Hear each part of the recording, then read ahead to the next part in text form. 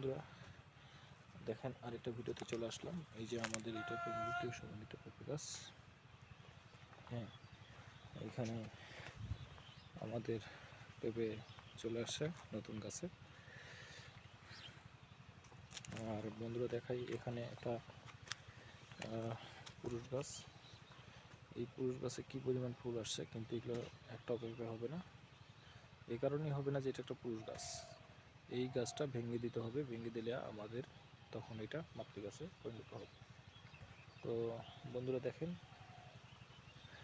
আমার এই পেঁপে এবং লাউ চাষের সমন্বিত চাষ ব্যবস্থাপনায় আমার এটা হচ্ছে বড় একটা ক্ষেত। এই ক্ষেতে আমার পেঁপে কিন্তু চাষ শুরু হয়ে গেছে। পেঁপে অলরেডি ইনকাম শুরু হয়ে গেছে, বিক্রি করা শুরু করে দিছি। আর কুমড়া ইতিমধ্যেই ফুল চলে আসছে। এই যে দেখাচ্ছে বন্ধুরা, কুমড়োর ফুল ইতিমধ্যেই চলে আসছে। এখন এই যে কুমড়োর ফুল, আশা করি 2-1 সপ্তাহের মধ্যে আমরা ফলন পাওয়া শুরু করব। ধন্যবাদ সবাইকে।